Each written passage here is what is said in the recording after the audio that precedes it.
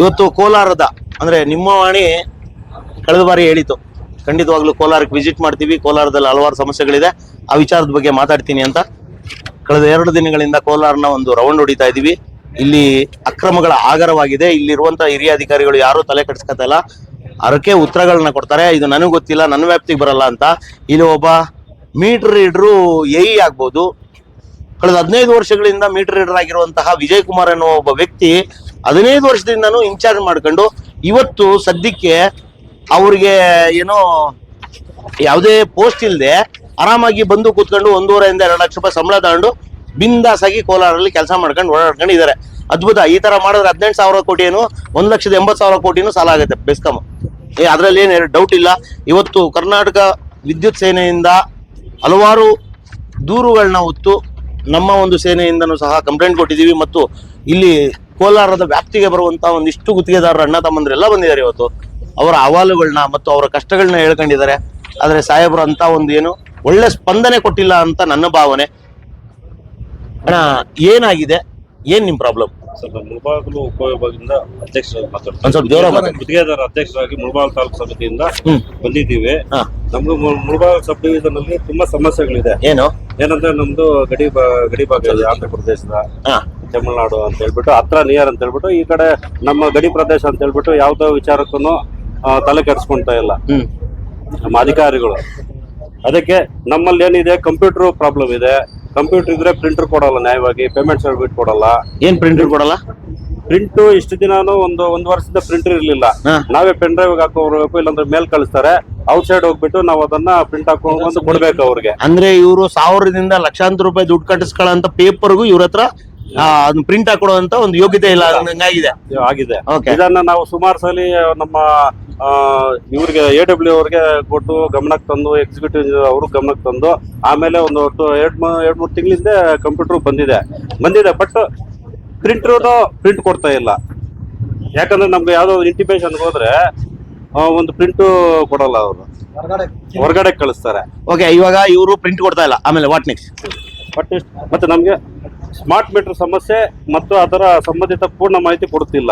ಏನ್ smart meter ಸಮಸ್ಯೆ ಏನು? ಸ್ಮಾರ್ಟ್ ಮೀಟರ್ ಇವಾಗ ನಾವು ಅಳವಡಿಸ್ತಾ ಇದೀವಿ. ಅದಕ್ಕೆ ನಾವು ಸ್ಮಾರ್ಟ್ ಮೀಟರ್ ಅಂತಾರೆ. ಸ್ಮಾರ್ಟ್ ಮೀಟರ್ ನಾವು ಯಾವ್ದಕ್ಕೆ ಫಿಟ್ ಮಾಡಬೇಕು, ಸ್ಮಾರ್ಟ್ ಮೀಟರ್ ಬಗ್ಗೆ ನಿಮಗೆ ಯಾವುದೇ ರೀತಿಯಾದ ಮಾಹಿತಿ ಕೊಡ್ತಾರೆ ಓವರ್ ಆಲ್. Okay, next. ಮತ್ತೆ ಗ್ರಾಮಾಂತರ ಪ್ರದೇಶದಲ್ಲಿ ತಾತ್ಕಾಲಿಕ ಸಂಪರ್ಕ ನೀಡಲು ಅಧಿಕಾರಿಗಳಿಂದ ಮಾಹಿತಿ ಇಲ್ಲ. ಏನು ತಾತ್ಕಾಲಿಕ ಸಂಪರ್ಕಕ್ಕೆ ಏನ್ ಮಾಹಿತಿ? ಟೆಂಪರರಿ ಏನ್ ಮಾಹಿತಿ ಬೇಕು ನಿಮ್ಗೆ? ಅದಕ್ಕೆ ಸ್ಮಾರ್ಟ್ ಮೀಟರ್ ಹಾಕ್ಬೇಕಾ, ನಾರ್ಮಲ್ ಮೀಟರ್, ಸ್ಟ್ಯಾಟಿಕ್ ಮೀಟರ್ ಹಾಕ್ಬೇಕಾ, ಸ್ಮಾರ್ಟ್ ಮೀಟರ್ ಹಾಕ್ಬೇಕಾ? Okay, next. ಮತ್ತೆ ಈಗಾಗಲೇ ಜನವರಿ, ಫೆಬ್ರವರಿ, ಡಿಸೆಂಬರ್ ಅಲ್ಲಿ ಕಾರ್ಯಾದೇಶ ಹಾಕ್ಬಿಟ್ಟು ನಾವು ಕೆಲಸ ಎಲ್ಲ ಮುಗಿಸಿರ್ತೀವಿ. ಅದನ್ನ RR ನಂಬರ್ ಇಶ್ಯೂ ಮಾಡಿದ್ರೆ ತಡೆ ಹಿಡಿದಿದ್ದಾರೆ. ಯಾಕಂದ್ರೆ ಇವಾಗ ಆಯ್ತು. ನೆಕ್ಸ್ಟ್ ಎಳೆದಕ್ಕಾದ್ರೂ ಅದನ್ನ ಕಾರಣ ಆಯ್ತು. ಅದೆಲ್ಲದು ಇಡೀ ಬೆಸ್ಕಾಂ ಅಲ್ಲಿ ನಿಲ್ಸಿದ್ದಾರೆ. ನೆಕ್ಸ್ಟ್.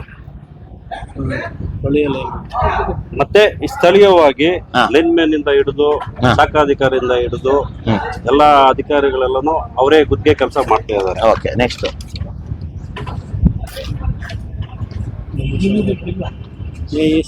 ಆಯ್ತು. ರಿಜಿಸ್ಟ್ರೇಷನ್ ಮಾಡಿದ್ರೆ ರಿಜಿಸ್ಟ್ರೇಷನ್ ಕೊಟ್ರೆ ಅಲ್ಲಿ ಅವರಿಂದ ನಮ್ಗೆ ಫೈಲ್ ಸಮೇತ ಅಪ್ಲಿಕೇಶನ್ ಸಮೇತ ಕೊಡ್ಬೇಕು ಪದ್ಧತಿ ಇತ್ತು. ಇವಾಗ ಅದೂ ಇಲ್ಲ. ಆಯ್ತು. ಓಕೆ, RF ಕಟ್ಸ್ಕೊಳಕ್ ದುಡ್ಡು ಕೊಟ್ರೆ ಇವಾಗ ಒಂದು ಲೈಟಿಂಗ್ ಅಪ್ಲಿಕೇಶನ್ 25 ರೂಪಾಯಿ ಕಟ್ಸಿದ್ರೆ ಅದಕ್ಕೊಂದು ಬೆಸ್ಕಾಂ ಒಂದು ಫೈಲ್ ಕೊಡ್ಬೇಕು. ಕೊಡ್ತಾ ಇಲ್ಲ. ಓಕೆ, ಅದು ಫೈಲ್ ಕೊಡ್ತಾ ಇಲ್ಲ. ಅದ್ರಲ್ಲೂ ಸರಿ, ಆಯ್ತು. ನೆಕ್ಸ್ಟ್. OCCC ಕೂಡ ನಾವು ತಗೊಂಡ್ಬಂದು ಕೊಟ್ರು ಅವರು ಪರಿಗಣಿಸಿ ಕೂಡ ಇದು ಏನು ಹೇಳ್ತಾನೆ ಇದಾಗಲ್ಲ, ಸಬೂಬುಗಳು ಹೇಳ್ಕೊಂಡು ಕಾಲ ತಳ್ತಾ ಇದಾರೆ. Okay, next. ಇಷ್ಟಿದೆ ಸರ್. Okay, yes. ಅದೇ ಹೇಳ್ದಂಗೆ ಕೋಲಾರ ಒಂದು ರೀತಿಯ ಅಕ್ರಮಗಳ ಒಂದು ತಾಣವಾಗಿ ಹೋಗಿದೆ. ಚಿನ್ನದ ನಾಡು, ಇಡೀ ವಿಶ್ವದಲ್ಲೇ, ಅದು ಏಷ್ಯಾ ಖಂಡಕ್ಕೆ 1902 ವಿದ್ಯುತ್ ಕಂಡಂತ ಪ್ರದೇಶ. ಆದ್ರೆ ಇವತ್ತು ದೌರ್ಭಾಗ್ಯ ಏನಪ್ಪಾ ಅಂದ್ರೆ ಒಂದಿಷ್ಟು ಕರಪ್ಟೆಡ್ ಆಫೀಸರ್ಸ್ ಈ ಭಾಗಕ್ಕೆ ಬಂದು ಇದನ್ನ ಒಂದು ರೀತಿಯಾಗಿ ಹೆಂಗೆ ಅಂದ್ರೆ ಈ ಉಳುಮೆ ಮಾಡ್ತಾರೆ ಅಂತಾರಲ್ಲ, ಆ ರೀತಿ ಉಳುಮೆ ಮಾಡ್ಬಿಟ್ಟಿದ್ದಾರೆ ಭ್ರಷ್ಟಾಚಾರದಲ್ಲಿ. ಇಲ್ಲಿ ಏನು ನಡೆದಿಲ್ಲ. ಇಲ್ಲಿ ದೊಡ್ಡ ದೊಡ್ಡ ಅಧಿಕಾರಿಗಳು ಅಂದ್ರೆ ಏನು ಕಾರ್ಪೊರೇಟ್ ಆಫೀಸಲ್ಲಿ ಕೂತಂತ ಅಧಿಕಾರಿಗಳೇ ಈ ಒಂದು ಭಾಗನ ಬಳಸ್ಕೊಂಡು ಕೋಟ್ಯಾಂತರ ರೂಪಾಯಿ ದುಡ್ಡನ್ನ ಮಾಡಿರೋಂತಹ ಒಂದಿಷ್ಟು ವಿಷಯಗಳಿದೆ. ಯಾಕಂದ್ರೆ ಇದೊಂದು ಬಾರ್ಡರ್. ಇವ್ರು ಹೇಳ್ದಂಗೆ ಕರ್ನಾಟಕಕ್ಕೆ ಒಂದು ಕೊನೆ. ಮೂಡಲಬಾಗಿಲು ಕೋಲಾರ, ಇಲ್ಲಿ ಯಾರು ಬರಲ್ಲ. ಇಲ್ಲಿ ಇರೋರೆ ಉಳುವವನೇ ನಾಯಕ ಅನ್ನಂಗೆ ಅಪಾಯಿಂಟ್ ಆಗಿರೋನೇ ನಾಯಕ. ಅವನು ಯಾವತ್ತು ಅಪಾಯಿಂಟ್ ಆಗ್ತಾನೋ ಅವ್ನು ಸಾಯ್ಬೇಕು, ಇಲ್ಲ ಅಂದ್ರೆ ರಿಟೈರ್ಡ್ ಆಗ್ಬೇಕು. ಒಂದು ಸಾಯ್ಬೇಕು, ಇಲ್ಲ ಅಂದ್ರೆ ರಿಟೈರ್ಡ್ ಆಗ್ಬೇಕು. ಎರಡು ಆದ್ರೇನೆ ಆ ಜಾಗದಿಂದ ಆ ವ್ಯಕ್ತಿ ಮುಕ್ತಿ. ಇಲ್ಲ ಅಂದ್ರೆ ಕಡಾಖಂಡಿತವಾಗಿ ಇಡೀ ಸರ್ವಿಸ್ ಪೂರ್ತಿ ಅದೇ ಚೇರಲ್ಲೇ, ಆ ಚೇರೇ ತೂತ್ ಬಿದ್ದೋಗಿರ್ಬೇಕೇನೋ ಇವ್ರು ಕೂತು ಇವ್ರಿಗೆ ಮಾತ್ರ ತೂತಾಗಲ್ಲ. ಹಂಗಾಗಿ ಕೋಲಾರ ಭಾಗನ ಒಂದಿಷ್ಟು ಕನಿಷ್ಠ ಗಮನ ಹರಿಸಿ MD ಶಿವಶಂಕರ್ ಅವರೇ, ತುಂಬಾ ಹದಗೆಟ್ಟಿದೆ ಕೋಲಾರ ಸರ್ಕಲ್, ತುಂಬಾ ಹದಗೆಟ್ಟಿದೆ.